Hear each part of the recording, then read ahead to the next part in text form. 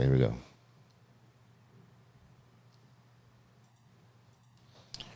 All right, guys, with me today is Andrew Lim, two-time WNBF champion, a bodybuilding champion. Yeah. So my guest today is a bodybuilder and professional coach. Yeah, professional natural bodybuilder, pro coach. WNBF, is that a national organization? Is it a local organization? So how it works is the INBF is the amateur division of the pro division, which is WNBF. There's different natural federations when it comes to natural bodybuilding. There's the PNBA, WNBF, OCB, which is an amateur division. There's a good amount, but the natural division or federation that I compete in is the WNBF. Well, great, man. I'm glad to have you on because a lot of the times I have a lot of jiu-jitsu guys and fighters and stuff like that, and I've been trying to get myself in out of the whole of only doing jiu-jitsu or UFC fighters, because there's a lot of different types of athletes. Yeah. And I'm more interested in the lifestyle, the grit of an athlete, more so than I am in the sport of jiu-jitsu or UFC fighting, right? But I do have a very high respect and admiration for fighters, because I know that cutting weight or staying disciplined and living a particular disciplined lifestyle, what it must take to get to the top. And so when I've known you from work, actually, because you work at the UFC. Yeah. And I seen your physique and I was like, damn, this dude, he knows what he's doing. Thanks. And I also saw some of the clientele that you coach. And I'll get into this later, but the transitions with some of these dudes is like, wow. And I see the smiles on their faces too. Yeah, that's the best part about it. Yeah, I bet. So tell me, how did you get into bodybuilding? So there's a couple different types of bodybuilding. I like to think there is the very serious kind of bodybuilding, stepping on stage. And there's, the bodybuilding that a lot of my clients do, which is not as like stepping on stage, but it's still a form of bodybuilding because you're still sculpting the body in the way that you want it to be at the very end, But so that kind of bodybuilding, the more kind of not easy, but the kind of lifestyle oriented bodybuilding where you're just shaping your body, not planning to step on stage, I've been doing since I was maybe 15 years old. But I've been going to the gym since 13. I actually did some MMA since I was 8. So I did a Kempo from 8 years old to around 15. So I still have some athletic background. I was a swimmer, short distance. I also ran the 100-meter dash, sprinter in college or in high school. But I started taking bodybuilding even more seriously at 18, I like to think. I should have asked you, how old are you? I'm 25. Oh, okay. So you're still a young dude. Yeah, I guess. Yeah, well, it feels like I'm old. I'm 45, so. Oh wow, you look like you're in your 30s, man. Thanks, man. I always say I'm about a 8 or a 9, according to the ladies. Thank you. Yeah. So there's a lot of stuff I want to cover with you, because I think that a lot of people, and when I say a lot of people, I mean like most people, struggle with their weight. They struggle to get the physique that they want. And reading some of your stuff, I was inspired by your story, although there's not a whole lot there, but there was enough to see that there was something going on with you that you were like, I need to make a change. And I'd like to get into, if it's all right with you, I'd like to get into some of what that was that caused you to look into what you called biochemistry and nutrition to try to change whatever was, what was going on. What was going on in your life, and when was that? And what caused you to dive into this? I've always had a passion for bodybuilding ever since like a young age, maybe like 13, 15. And I'm talking like just the lifestyle-oriented bodybuilding, not really stepping on stage to that extent, like the very serious kind of bodybuilding. And I always found it interesting that you could push the human body to look a certain way. And a big thing that I want to mention is I never really kind of considered, oh, is that guy on performance enhancing drugs? Is that guy not? I always gave people the benefit of the doubt when they said they weren't on those things. And I think that really opened up my mentality to keep pushing forward, because my honest opinion, if you keep looking at people as maybe they're just on stuff, that's how they got there, versus what do I need to do to get there without those things, it really sets a good path forward. I'm not limiting your mindset to, I can't do that because I'm not on performance-enhancing drugs. So just to get that little side tangent out of the way. But well, that's interesting that you say that. Yeah. Because I've had that conversation with people probably hundreds of times in my lifetime at the gym. Yeah. Where I'm like, oh, I could never look like that guy because he's on the juice. I know people personally who I look at them and I'm like, there's no way they're not on something. There's just no way. They're just too big. So that's interesting. So you're saying that it's not always the case. It's not always the case. Of course, sometimes it's the case, but if you look at the top natural bodybuilders in the world, it's like I have this mindset of they can't all be lying. There's no way, right? Like maybe some of them are, but they can't all be lying, you know? And that really pushes me forward to have something like a goal, you know, to kind of reach for, if that makes sense, you know? Because they can't all be lying, and some of them are in like the 200 pounds naturally, lean. So it's like there's some heavy guys out there that are natural too. Me personally, I've never gone above 185 pounds. Right now I'm 175. My stage weight is 155. So I might look bigger.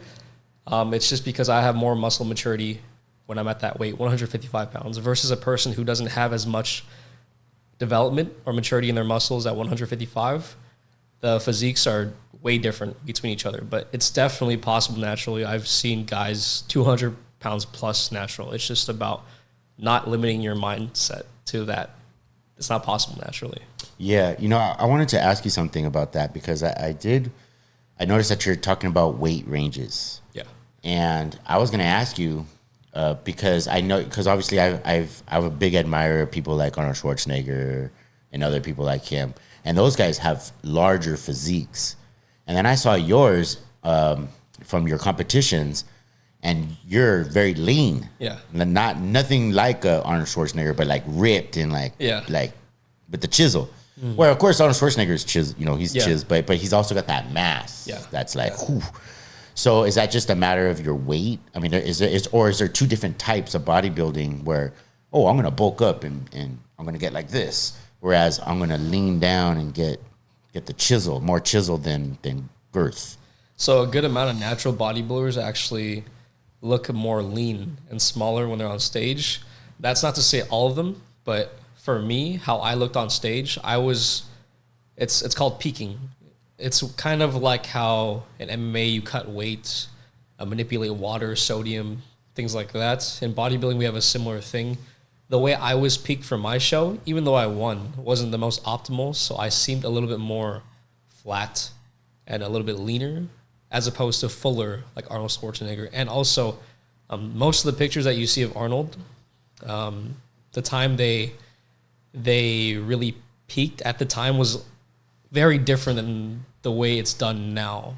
The way they peaked before, they weren't as conditioned as bodybuilders nowadays. Nowadays, the conditioning differences are much more different than back in the day when you would be fuller, a little bit softer on stage, more spilled over. That's a term that we use when the muscle kind of looks a little bit more soft rather than hard and dry. So it can most likely be a weight difference too, but it's also a lot of peaking science-based kind of strategies around your final week of competition. But to summarize it, it is weight related, but it can also be science related too, in terms of how you manipulate water, things like that. But in competition, they break you guys up into weight classes? Yes. Is that how? And is there any other weight class, like age or anything like that? So there is, for the natural federation that I compete in, it's weight, pretty much. It's only weight, because as a natural, height and weight don't, like, you're not going to be 5'6", 230 pounds, you know? Yeah. But in non-drug tested federations, there is a weight cap for each height. So I'm not sure what it is. I've competed in non-drug tested federations too, just for the fun of it, you know, just to see how I stack up against. I've done pretty well. Does that mean that you can juice up? Like, I don't know if that's the right term, but does that mean that Yes. if it's not tested, If that it's means not tested. it's okay to... Yes. People like watching those more, and the production value of the non-drug tested federations are higher because they just get more viewers. Because think about it, in the Olympics, you don't want to watch the suboptimal guys. You want to see people perform at their highest. Right. So it's kind of like that. Nobody really wants to see natural bodybuilders. They want to see the freaks and the people who look the craziest, you know, regardless of if they're on juice. Some are just naturally gifted or just put in the work, and they beat guys on gear. Gear is not a magic gateway. There's a lot of guys that actually go to our gym who are on sauce that don't look like it at all because they think it's a magic pill. But I have friends on PEDs, and the best guys on PEDs, on performance enhancing drugs, do what it takes to achieve a high level of physique naturally too. So pretty much PEDs just enhance what you already do. If that makes sense, kind of. Right. Yeah. So how much of this, I mean, I kind of want to get into, I mean, there's a lot of stuff I want to get into because I'm really fascinated with this. I think a lot of people definitely want to hear about, okay, what does a bodybuilder eat? And of course they want to know, what do they do to work out? And then how are those two things related? Like, is it, you know, I hear in the gym all the time, oh, it's 90% what you eat and, you know, 10% working out and stuff like that. Starting, well, first let me ask you, what is the life of a bodybuilder? So is it constantly focusing on what you're eating every morning? You're counting calories? What tell me the day of a life of a bodybuilder. So I like to kind of give this comparison. The life of a bodybuilder, the sport of bodybuilding it's the sport of life, I like to think. And that's kind of what I like to tell people. It's a sport of life. Explain that a little bit, sport of life. So there's a couple of types of people at the gym, I like to think. But I'm going to focus primarily on two. Okay. There's powerlifters and bodybuilders. There's obviously more weightlifters, CrossFitters, but I want to focus primarily on two kind of sectors of the gym. You said weightlifters and bodybuilders. Powerlifters. Oh, powerlifters and bodybuilders. Okay. So I'm not sure if you're familiar with like powerlifters, strongmen. Yeah. Yeah. So you can kind of draw the comparison, and this is kind of what I looked into when I was starting off at a young age. I really looked into how do powerlifters look. They're super strong. But they're kind of chubby sometimes. Yes. and look overweight. Exactly. And how do bodybuilders, like professional bodybuilders, look? And what do they do?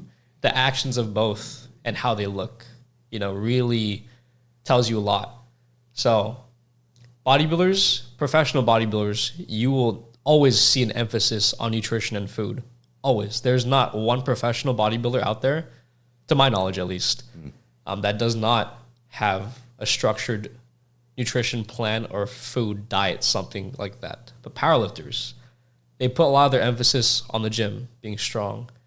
And I think that comes a lot to, not to say that nutrition is not an emphasis on powerlifting. I think the best powerlifters do put an emphasis on their nutrition, but most of them do not. And I've done both. That's why I'm speaking from experience. I haven't done powerlifting to a professional level, but I've done bodybuilding at a professional level. And from my experience powerlifting, it's a lot of time in the gym. It's a lot of focusing on your programming, sets, reps, volume, intensity, a lot of fatigue management. Whereas bodybuilding is a little bit of everything. Like professional bodybuilding is focused on training, nutrition, and also your life too. Stress, sleep, hydration, everything, man. It's kind of crazy. There's got to be, yeah. Yeah, it's everything. Like I have to limit like how much I can go out per week. Bodybuilding is very routine based too. So if you don't like routines, like it's gonna be tough. Powerlifting is a little bit more lenient. You can just spend a lot of time in the gym and a lot on your programming. Like when I was powerlifting, but you could be eating some McDonald's right after. Yeah, but like I said, the very good powerlifters put emphasis on the things that bodybuilders also. It's just more of an emphasis on programming, exercise programming, things like that, versus nutrition, the bodybuilding side. But both sports require both, or everything pretty much at a high level, I like to think. Okay.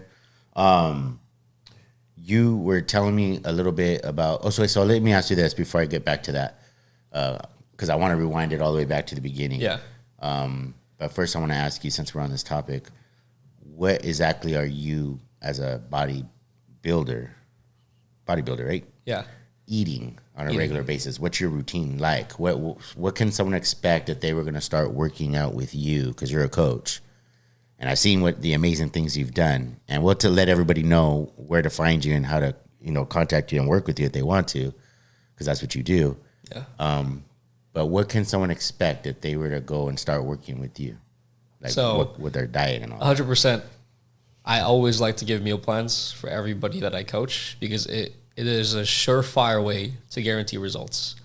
Because if you're not on a structured diet, there's a lot of room for error.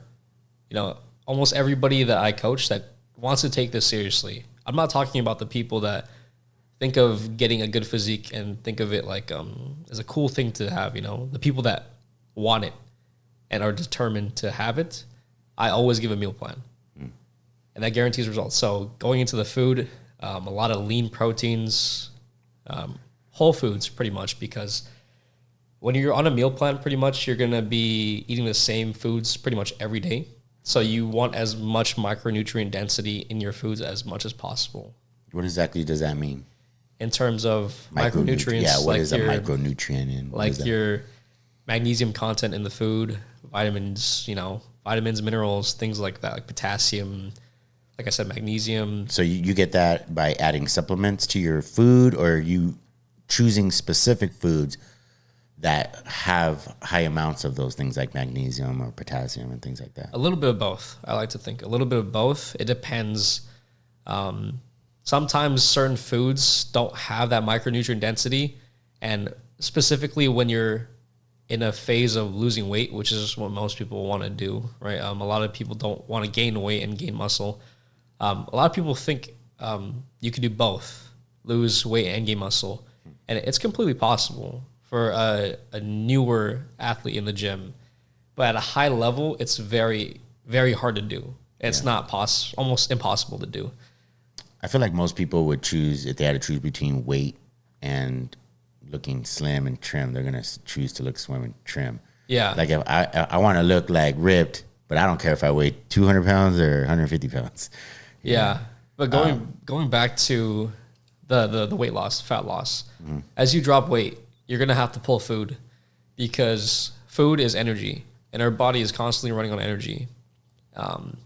Your organs are using that energy. Your brain is using, it's not just your muscles. A lot of people think, the food I'm eating is all burned through just movement, exercise. But in reality, we have functioning organs in our, in our body. Our brain uses glucose. A lot of things in our body use glucose to function properly. And glucose is the digested form of carbohydrates pretty much. And yeah, they're utilized pretty much every day. Like breads and stuff. Breads, yeah. Pasta. Yeah, things like that, carbohydrates. Also, there's a whole thing about proteins could be also converted into glucose when you don't have enough glucose, because your body needs glucose to run. So for the people that are on keto, things like that, you use ketones. But there's a lot of other sciencey things I don't really want to get into, like proteins being converted into glucose. I believe fats can also be converted into glucose through de novo lipogenesis, the generation of new glucose. But I don't want to get too sciencey, because I know that's not like what most people are interested in. Just know that as you pull food, you're also pulling micronutrients from your diet too. I think you're right. I think most people want to know is just, hey, what do I have to eat or not eat to look slim and trim? You had mentioned something about working. You didn't mention it in the show, but I read you mentioned something, obviously, first about bodybuilding naturally, but also about working around people's diets. That I wrote it down here somewhere. Basically, that people could basically not necessarily eat whatever they want, but you're going to work their program around the foods that they're already eating. And for someone like me, for example, that's very encouraging because I have a particular eating diet, which is pretty much I eat whatever is in front of me, you know? Yeah. And I think a lot of people love the idea of I could still eat all the foods I want, but still look like I'm a professional body, or at least look good to take my shirt off at the beach. You know what I mean? Yeah. Is that a thing? Is that what you're doing? Are you? I figure there's no magic trick, but there's no magic trick. Yeah. So realistically, that depends. You know, do you eat clean? Do you just eat a lot of junk food? There's so many things to take into consideration. Like, are the foods you're eating healthy? Are they not? Because over time, that's going to be bad for your health, and it's going to catch up. Like me, I have really bad eczema, and that's a byproduct of me eating a lot of junk food when I was gaining weight, and now I have to live with the consequences of that. That's also why I choose not to take steroids. It's because I'm scared that it's just going to make the eczema worse. I already have problems sleeping as it is because of the eczema. So, I mean... Because it keeps you from sleeping, or because of the anxiety of having eczema? Sometimes it keeps me from sleeping. Like, I literally scratch for an hour, maybe 30 minutes, and it interrupts sleep. So, if I can't sleep properly, naturally... And if I can't do that on PEDs, like there's no point in me taking steroids, you know, pretty much. Had changing your diet caused the eczema to subside? Yes. Some? I see. That's also a big reason why, you know, I do what I do. It's a benefiting factor, you know, so not everybody has that reason to diet, but a lot of people actually do. A lot of people have health problems they don't realize, and sticking to a meal plan, having some structure is always good for everybody. In terms of a routine or a structured meal plan, is good for everybody, I'd like to think, somewhat, you know, like you mentioned eating whatever you want, kind of. And for the guys that I coach that are more lifestyle oriented, I give them like 2 social meals a week to be social, still live their life, kind of off meals, you know. And I call them social meals, and I learned this from one of my coaches. I've learned through a couple coaches that's where I get a lot of my knowledge, but the term social meal, off meal, instead of cheat meal is a big thing, because we always want to look at the end goal and still live our lives as a result. We don't want to think cheat. We want to think social. You know, eating is a social thing. So, have you ever had a client where he or she just could not control what they were eating? Like they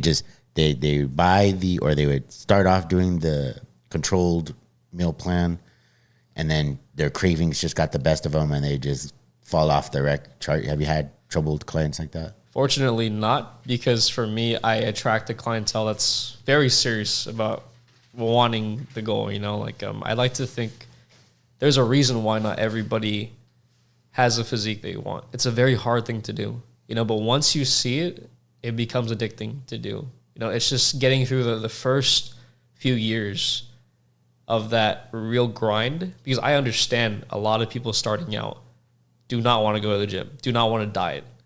And it's kind of a thing where it really pays off towards the end. And I'm here to tell you, like, it really does. I was at a point where I didn't want to go to the gym. I still remember how it was. Yeah.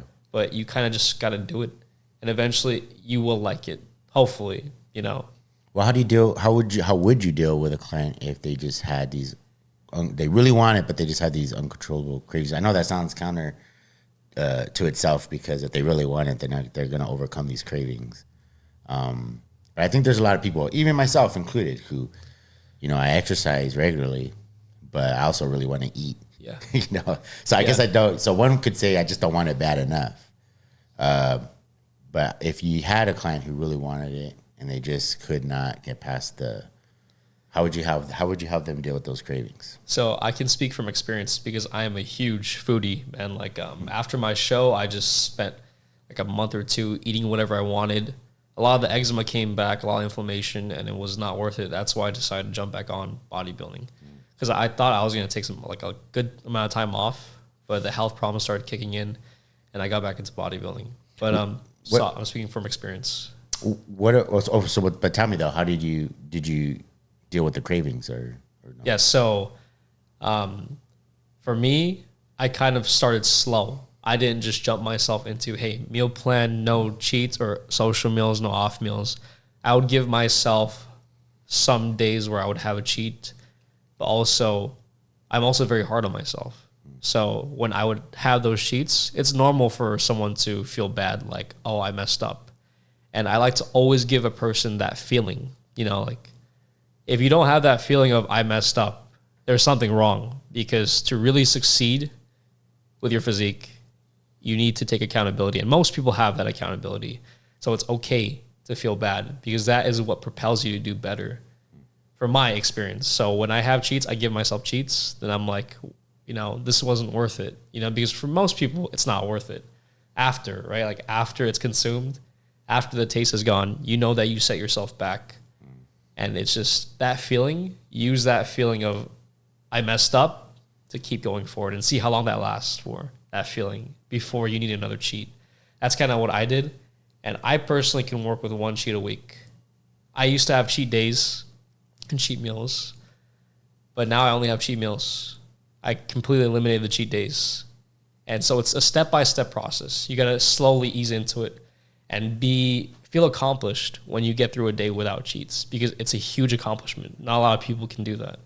How much food are we talking when you have yourself a cheat day? Like, how many calories how do you? So this is why I completely took out cheat days. They're not healthy. I don't know how many calories I consume. But I would say it's different for everybody. Okay. So do not take this as a reference, but I would maybe consume 3,000 to 4,000. But my base in one meal? No, throughout the day, because we're talking about days. Yeah. And I don't give my clients cheat days anymore, unless they're like just starting off maybe and they don't want it as bad. I'll give them some leeway to have a cheat day, because it's a lot to kind of, let's say you're going out for a whole day, San Diego or something. The clients that really want it, that are under me, they eat their meals. They only have one cheat meal, and they still have to eat their other meals of the day. So most of the time they'll wake up, eat one meal, take some meals with them, and have one meal at home when they get back. And they have one free meal while they're in San Diego or something like that. So I don't expect a person who's newer at the gym to bring meals with them. It's kind of much. That's kind of a lot. You're going and hanging out with your buddies at the beach or something. Yeah. And you're like, oh, sorry, guys, I got to get into my food bag. Yeah. Because you're having your own little special lunch while everybody's ordering something. Exactly. And for me personally, I know most people, like, I'm not trying to say this out of like conceitedness or anything. Like, I always pride myself on doing different actions than other people, because I always have this mentality. If I want to be different or look different, I really have to do different things. Yeah, I would agree with that. If that makes sense. So yeah, I absolutely. really take pride in doing different things, whether it's not drinking, things like that. And some people would be like, oh, I feel like an outlier doing that. But in reality, you're just doing these things to benefit yourself. And you're going to get to where you want to go because you're doing these things. If that makes sense. So does drinking set a practitioner of bodybuilding back quite a bit? Like, that's just something you got to cut out? Get them out. Yeah, I like to think. But there are like supplements to take for drinking to offset some of the effects. But I don't like to give my clients those things, because I'd rather just say like, hey, limit your drinking maybe once a month. Still be social. It's okay. But just not every week, obviously, as much as possible, because it does impact the repair process of your muscles a ton. So what did you have to eat today? So I had one of my meals in the morning. It was turkey, rice, and veggies. So I give all my clients the allowance of sauces pretty much for their food, so that I know, for me personally, that was a big thing growing up with bodybuilding: chicken breast, rice, no sauce, just plain chicken and rice. But like white rice? Yeah, jasmine. I always preach jasmine. Jasmine. Why is that? There's something about the bioavailability and digestion of jasmine. There's a lot more research on jasmine too. And never brown rice. I don't know if this was debunked or not, but there was a study maybe within the past 10 years that brown rice suppresses nutrient intake. I'm not sure if that was debunked or not. It's definitely out there about brown rice, like in the in the YouTube world or all that. There's definitely, like, Joe Rogan was even talking about it last year, that brown rice is out, white rice is back in, and that's definitely a thing now. This is from a bodybuilding standpoint, and there's a certain point where bodybuilding is not healthy. There's a lot of research that shows the most healthy individuals and the individuals that live the longest are very small. The people from Japan. Being big and huge, gigantic, whether it's from muscle or just body fat, is not healthy. It's because your organs, they grow too. And as your organs grow, they're gonna function, need more demand, if that makes sense. So if you're carrying around, you start working out and you're carrying around 40 more pounds of muscle, your heart and organs are going to adjust to be able to carry all that. Yes. Okay. And then if you go back down, they don't shrink with it. That I'm not too sure about, but I'm not the person to ask about that. Yeah, I don't want to give any wrong information. Yeah. But you have done some study, you say, with the, what do you call it, bio? I've done clinical research, but I haven't done my own studies. those require funding and no. You went to school for this, or? No, it's all. But I might go back to school for pre-med, but this is just my own personal interest in research. Okay, so you were interested in this because when you had the eczema, so that was a problem, and you thought that you could alleviate the problem through your food, or how did you discover that? This wasn't really based off of eczema, actually. A lot of this was just bodybuilding focus and really wanting to attain a certain physique, and putting an emphasis on nutrition and food and the science behind it. Because I realized that powerlifters, they're super strong, they train, but they don't look crazy. So I really put an emphasis on bodybuilders. What do they do? Just copying the actions of bodybuilders and learning why they do certain things. Let me ask you a question. You had mentioned earlier about you had some coaches. Seems like something that if you really want to be successful at it, that you're going to have a better time at it or a better go at it if you have a coach? 100%. Yeah. If there's a lot of misdirection right now. There's less because there's more information now in the world compared to like the old school bodybuilders. Old school bodybuilders, they were real outliers. Now you see like teens that are pretty like yoked, Yeah. and not all of them are natural, but some are. It's because we have access to more information than we've ever had, with technology, the internet, and that's not to say all the information is correct, and it's a skill to be able to distinguish what's good information versus bad. But I like to kind of point out this example. There's a lot of people stuck in the intermediate phase of lifting who have some muscle mass, but they don't know how to progress forward. And there's levels to this, that's a big reason why people say like, oh, he's not natural. It's because there's a person that looks better than them, even though they've been lifting for maybe 2-3 years and they're still the same. There's levels to this. What can you really optimize better? What are you not doing that professional bodybuilders are doing? The more advanced you get, the more you're going to need to optimize. A beginner can grow a lean tissue off of just like one set. It's very easy. But as you get more advanced, 2-3 years in the gym, you're going to have to start tracking your food. You're going to have to start tracking your sleep, your hydration, these things as you get more advanced. I'm at the point where I'm tracking my stress, my sleep, my water intake, my salt intake too. How do you monitor your stress? So meditation, just kind of relaxing a little bit and just knowing everything is going to be okay is, what I like to do. I still have times when I get stressed, but I try not to overthink things as much. But does the bodybuilding and the restriction on food cause stress? It used to, but the understanding of this is really what it takes, and this is really like impactful in the sense of it can really change your physique.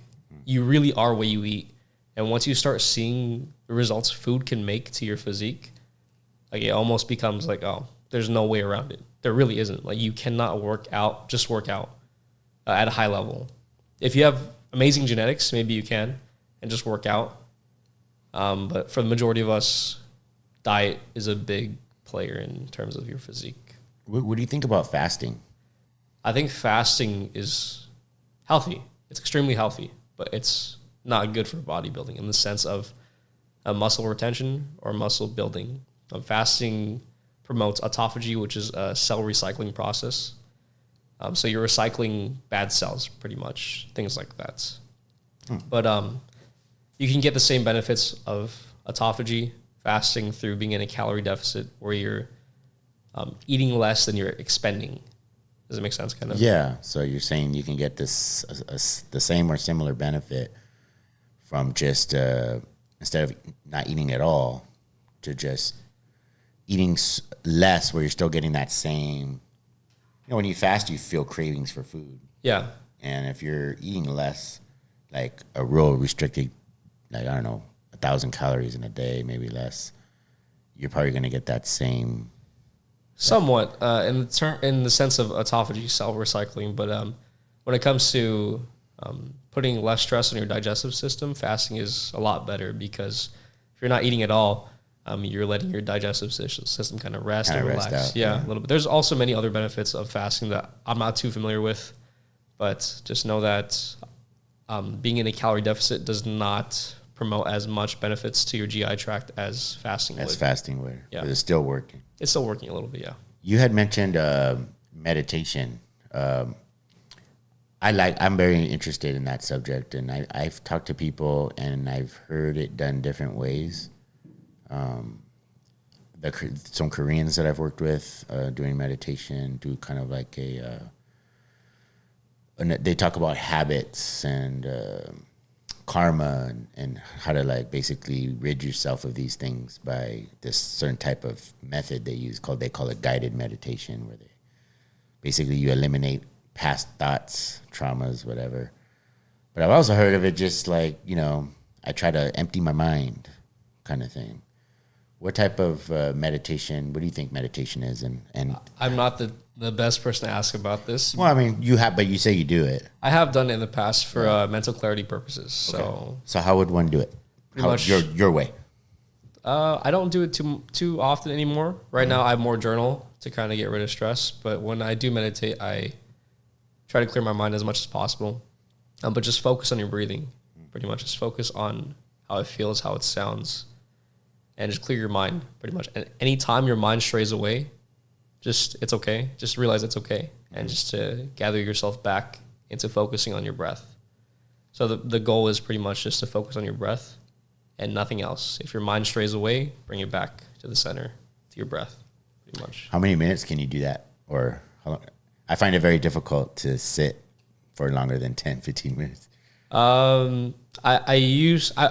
I think it's important to taper up. So start off maybe 10 minutes, then try 11, 12, 13, 14, 15. Yeah, that's a good idea. Yeah, it's important to taper up instead of just throwing yourself into like 30 minutes. So I think I got up to 20 minutes before I stopped meditating, but I do think it's very beneficial. You had mentioned earlier on your way here, and I thought it was interesting because we were having I had the gardeners here. Yeah. This is not where I live. I live with my wife down the street, but this is my mom's house. And the gardeners were here. And you had mentioned, because I told you, hey, the gardeners are still here, so take your time. And you're like, dude, I'm going to go get a 30-minute cardio, I think you said. You didn't, Yeah. I imagined running. No, just walking. Just walking. Oh, you just walked? Well, it's like a moderate intensity. So cardio's, in my opinion, and most other professionals' opinions in terms of physique, there's low intensity cardio, moderate, and high. Okay. I was doing moderate pretty much. And is it necessary to get all three in your day or part of your not part for of your my system? day? Not for my day, but maybe for an endurance athlete it is. But for someone like me competing in bodybuilding, just moderate is fine. Maybe some low intensity too. But how many times a day do you do that? Just once? For me, so something I forgot to mention for majority of bodybuilders, professional bodybuilders, and people looking to take it very seriously, you need to be on a structured routine, and you're given a plan, pretty much. I give all my bodybuilder clients plans. For mine right now, I do 30 minutes of cardio only on my rest days. So my rest days are Thursday and Sunday, and that's just how it is. And as a bodybuilder, you have to be very robotic and just follow instructions. So that 30 minutes of cardio was today. Today's Thursday, and I have to do 30 minutes of cardio on Sunday too. So I thought, hey, you have the gardeners right now. Maybe I could knock out my cardio so I could save a little bit of time, because I have to do it regardless. Right. So you just have to fit it in. It doesn't have to be at a certain time of day. Well, preferably it would be the same time of the day, because the best bodybuilders in the world are always on a structured routine. But me, I'm not at that point yet. Maybe on a competition prep, when I'm losing weight. Right now I'm in a gaining phase. So I'm a little softer, flubbier. But competition prep, I am very structured, very routine based. I have a question. So you had mentioned that you do the walk, the moderate walk on your off days. So what do your on days look like? What are you doing in the gym? Like how are you keeping track, and what exactly are you doing? Pretty much, I like to think my on days are easier because cardio, like I rather just stay home, but I still have to do cardio and go to the gym. Like I have a treadmill at home, but it breaks down and dies once in a while. But at least when I'm at the gym, time flies. The only difference between my on days and off days are the food, and there's cardio on my off days. There's no cardio on my on days. But there's lifting weights, right? Yeah. The weights are involved. So yeah. So just quickly, like what does a typical day look like in the gym? Say, like, do you focus on certain muscles on each day? Like, how's that work? Everything's structured. Okay. As a bodybuilder, everything has to be structured. There's no feeling. There's no like how I feel. I feel like doing it. There's none of that. Everything's structured, and variables are manipulated. Your sets, your reps, your rest days, maybe based off of completion of maybe 8 weeks, 4 weeks. Then you manipulate things after just reviewing how your 4-week block or 8-week block of training went. You just pull and give more based off of feedback. Wait, so if you're talking about 8-week block, will you only focus on certain types of exercises and certain muscles for those 8 weeks, and then just like say chest and arms, or the back of the arms and maybe the outside of my chest? I don't know, because I don't really lift weights, but the top part of my chest for 8 weeks, and then I just say now I'm switching it up to the front of my arms to something else. Is that how that works, or am I way off? Most of the time, you won't change out exercises. Like I said, it's very feedback dependent, based off of what you see in your physique. Because realistically, you will be able to see small differences in maybe 8 to 12 weeks. But most of the time, it's dependent on if their numbers strength is increasing or not. If they're barely just getting used to the movement, you want to keep it in, obviously. You don't want to just take out a movement that they're barely getting to learn. Because some people, it takes 8 weeks to learn the movement. It takes a full 8 weeks to really get used to it and perform it adequately. You mean the actual lifting of the weight? The lifting of the weight, whether like say a bench press. Like their path, their actual pathing of maybe the bar, or the dumbbell, or the machine, their tempo, their exercise intensity. Some people, it takes 8 weeks to nail that. And if you pull exercises out and you substitute them out once they barely start to learn it, it's like, what's the point? So sometimes you just want to leave it in. Most of the time, you just want to leave it in and give them a couple weeks to marinate on that, maybe another block. Then you can maybe change it up. But usually there's no reason to change things up. Usually, With bodybuilding, the type that you do, are you you're not powerlifting, so you're trying to do as many reps as you can? Are you doing burnouts with light weights? So powerlifting is very technique and form based, and it's based off of your whole body. When you're doing a squat, a lot of people think it's just a leg movement, right? It's just you're using it, but in reality, in powerlifting, you're using your whole body, your back, some of your arms to keep the weight down, your hips, your glutes, everything. But bodybuilding is very controlled into that muscle, I guess you could say, and that's more to really gauge failure to that muscle, if that makes sense. Yeah. Because everything in bodybuilding is controlled. It's very like, you better be failing this muscle. And hopefully you're not failing other muscle groups, because it's not a controlled variable. That makes sense. If you're just swinging your arm up during a dumbbell curl, you could be using your shoulder from that movement, because a lateral raise goes like this. Right. As opposed to if you're just really controlling it, you're really isolating just the bicep. And over time, you'll be able to see how much volume sets you can take isolating the bicep, versus if some sets you're using your shoulder and some sets you're not, you will never be able to tell how much volume you could handle. Volume in the sense of sets you can handle for your bicep, because you're also using some shoulder. It's very controlled. Bodybuilding is very monotonous and very robotic and controlled. So you really need a coach then. Like, do you it sounds like because you may not see what another trained eye is watching. That'd be right. I think all good coaches should have coaches. If you're a coach and you don't have a coach, you might not be taking it as serious. Or it's kind of like this mindset of, I know everything. You know I don't know everything. Right. And it's important to keep that open mindset that you don't know everything, because you will just stall your progress and stall your knowledge, whatever you're trying to achieve. I'm trying to, open up my knowledge base, get better as an athlete and as a coach. So I need a coach for that. Who's your coach and how old is he or she? My coach is from the UK. His name is AJ, and he is maybe around my age, 2 years older, around there. I believe. But he's from the UK. He lives out there still, or he's just from there? He lives out there still. So a lot of the UK guys are very, very crazy, especially natural bodybuilders in the UK, or just bodybuilders in general in the UK. They look phenomenal, and it's because they're super strict. So I think it's kind of cool, like learning from a different segment of the world, because you can only, it's very limited if you just limit your knowledge to the US. It's kind of like training for martial arts. There's people in like different countries that probably know techniques that aren't taught in the US. Yeah, sure. Absolutely. Yeah. So it's so how do you guys actually communicate via Zoom? Like how does he coach you? WhatsApp. I work through my clients with WhatsApp too. So WhatsApp. So you're really just communicating with them via text.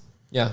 And saying, hey, did you stick to the plan today, or did you get those 10 reps in of this? Or is that pretty much what it is? Well, for me, I know he coaches a lot of primarily just bodybuilders. For me, I coach both bodybuilders and just everyday people. And for bodybuilders, it's kind of expected that you follow everything. If you don't, is when you put something. So it's expected that normal, every day, you're just following everything. And if something messes up, you tell the person, you tell your coach, obviously. But for the everyday person, usually I need to ask because they don't know. It's not expected like, hey, if you have like a snack you're not supposed to, you have to tell me. That's not expected, right? So I usually have to ask the everyday person because that stuff does matter. Yeah, that stuff does matter. Those are calories at the end of the day. If you don't do your workout, you're also expending less throughout the day. So if your weight bumps up because you don't do your cardio or something, it's all added up. So it'll show. It will show. The smallest little thing off of the plan will show. Yes. For example, I have this client. He's actually a bodybuilder client. Yeah. But it's his first ever bodybuilding show. And is that Jack? No. Jack is really good with this stuff. He's phenomenal. But tell me about this guy. So this guy, he has a show in November, and I'm not talking down. He's really good with this stuff, but his communication is really poor. But I'm hoping it's gonna get better because I told him recently that he needs to improve his communication, and whether he takes that, to heart, and whether he takes it in an offensive way or takes it as constructive criticism, that's on him.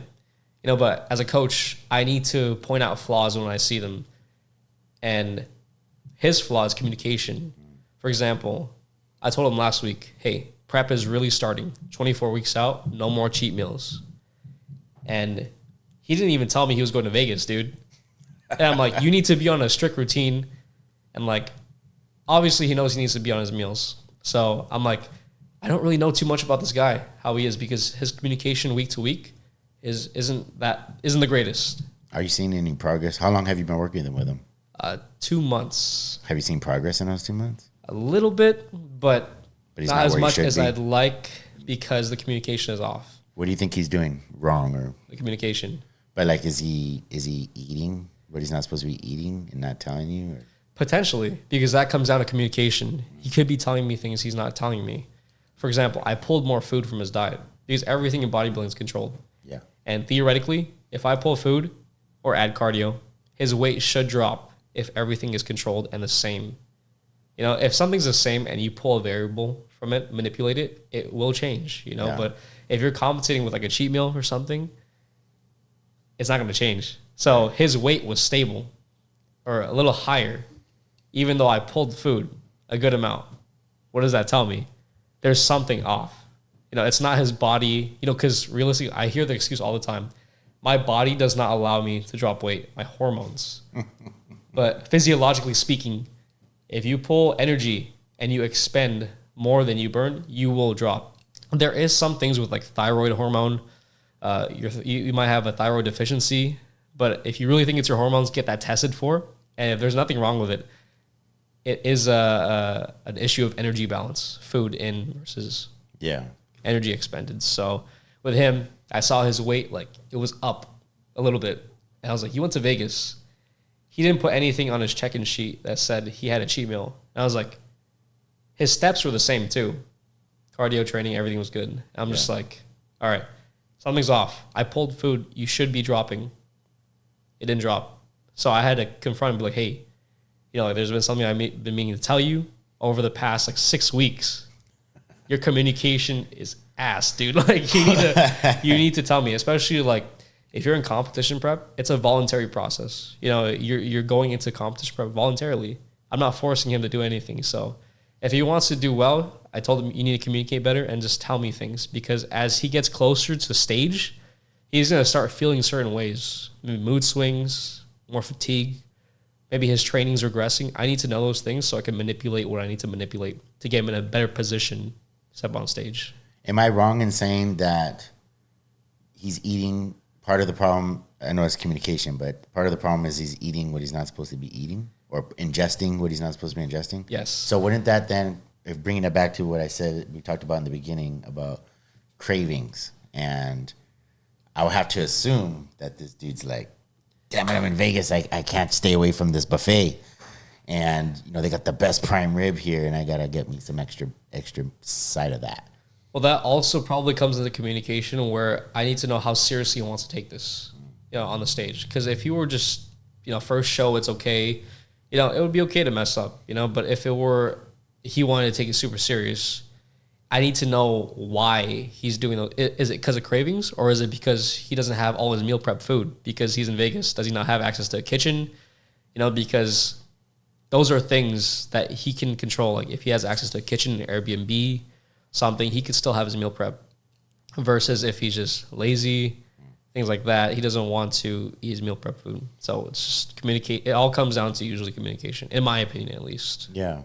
What are some of the reasons that people give you for why they want to do this? Because it sounds hard. I mean, if it was easy, I think everybody'd be walking around chiseled like yourself. It is hard.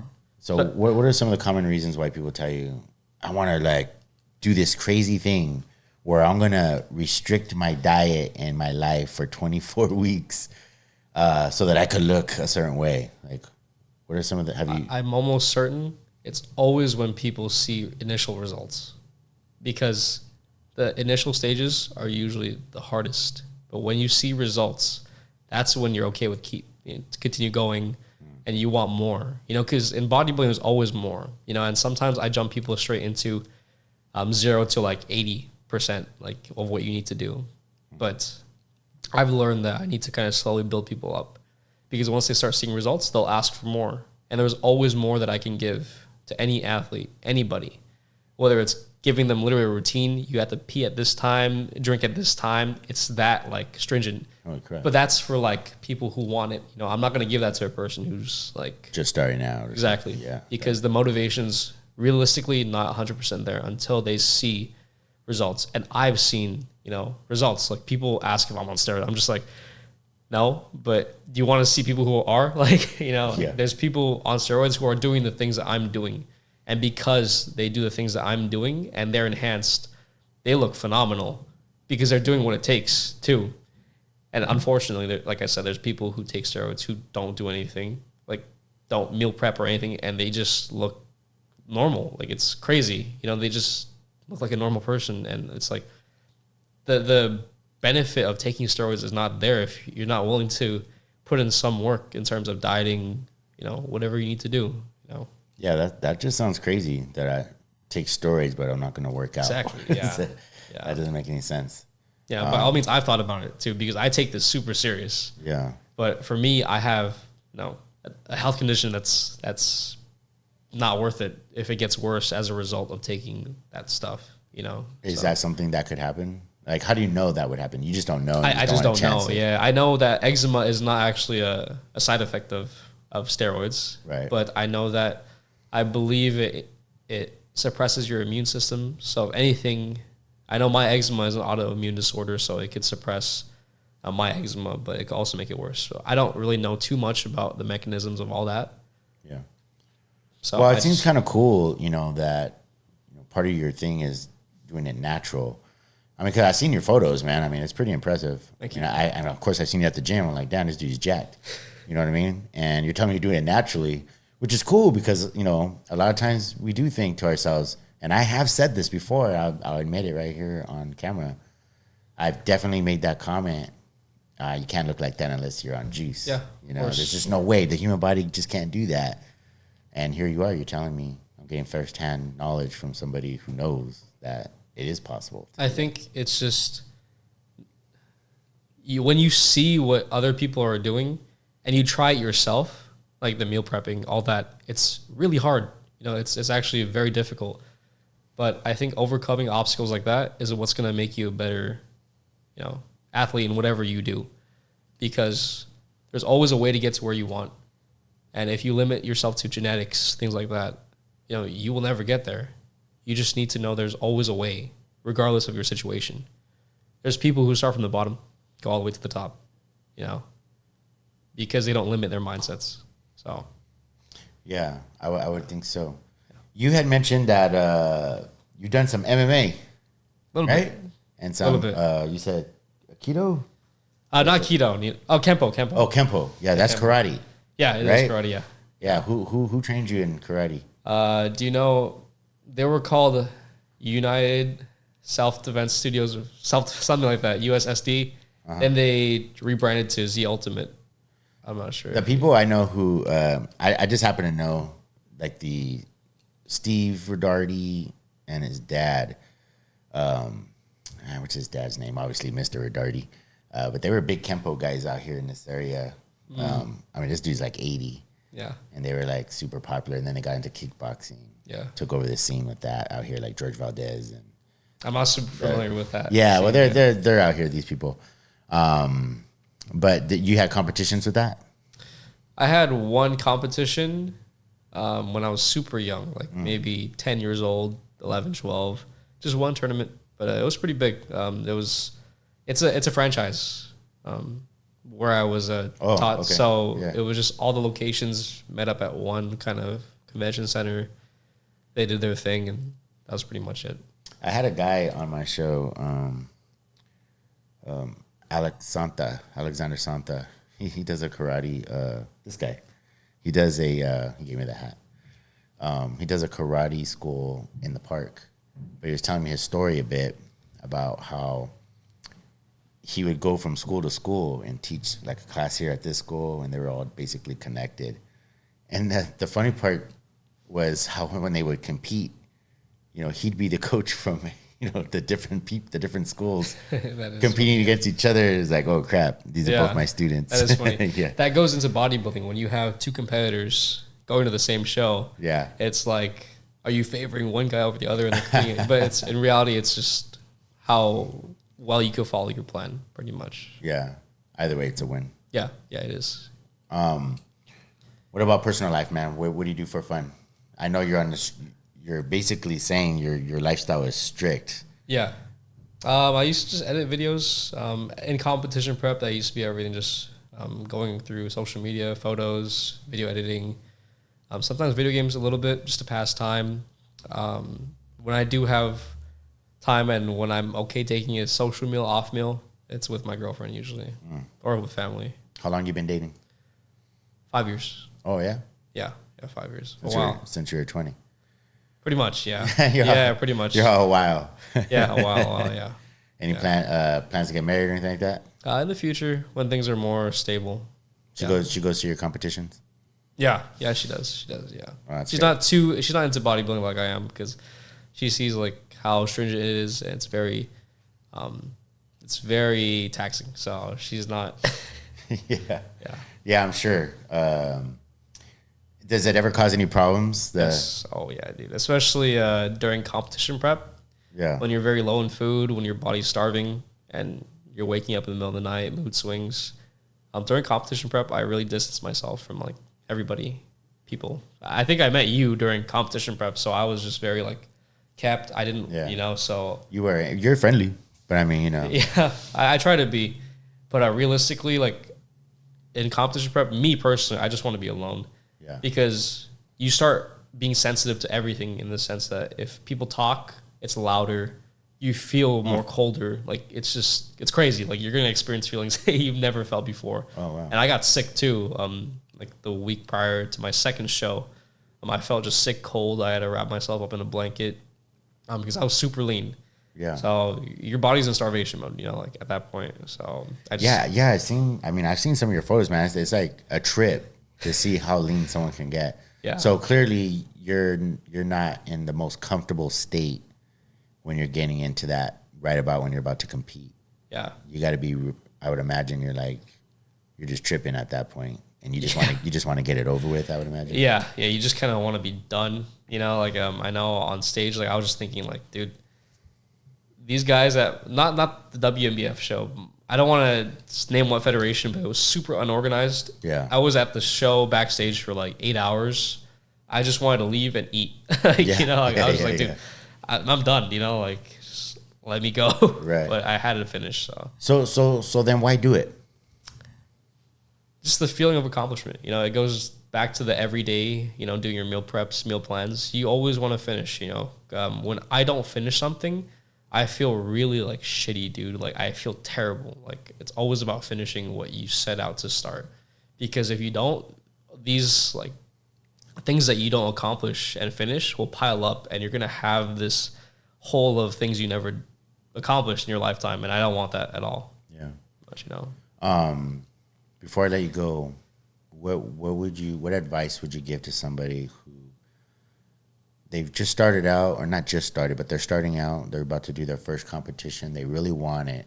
So we're not talking about necessarily an unmotivated human being, but what advice would you give somebody who's about to have their first comp?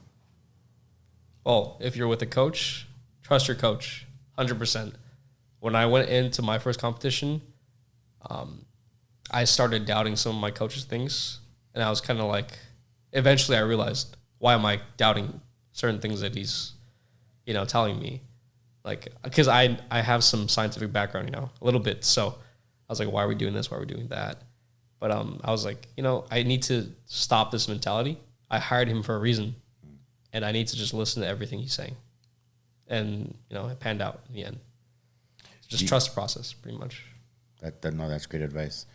Do you have a competition coming up? Not this year, maybe next year. Okay. Yeah, I can't wait to get back to stage because honestly, when you see what you're capable of in terms of getting lean, you just want to go back there. You want to stay lean. But as a natural, you have to get a little bit soft, a little bit flubby to gain mass. And I'm in an improvement phase right now. And to improve as a natural, you have to get a little, So I want to get lean again. I would diet back down right now if I went based off of impulse, but I want to improve. Okay. How many competitions does somebody generally have in a year? Depends, dude. Sometimes they have like 6 more, but sometimes it's 1, 2. But typically when you're already in stage condition, when you're already lean, you want to do as many as possible because it's kind of like more bang for your buck. You can't just keep getting lean. I mean, you're already there. Yeah, you're already there pretty much. And it's not a healthy process to keep bouncing back and forth. Once you're there, make the most out of it, then get yourself back into a healthy spot after. Because it's not healthy being in that position. Where can people find you if they wanted to reach out to you and train with you or, pay for your advice or whatever it is, or get some coaching from you? Where can people find you? Well, in person at the gym we work at, UFC gym. That's City of Industry, guys. City of Industry. Or online, which is, I have a good amount of online clients too. You can reach me on Instagram at coached by Lim. No spaces, so coached by Lim as in Mary. Andrew Lim, ladies and gentlemen, I really want to thank you for coming out. Yeah, thanks for having me. Taking the time to come out here and school me on some bodybuilding stuff. Yeah. And I hope that we can get you on the show in the future. Yeah, of course. I hope so too. Yeah, thank you so much.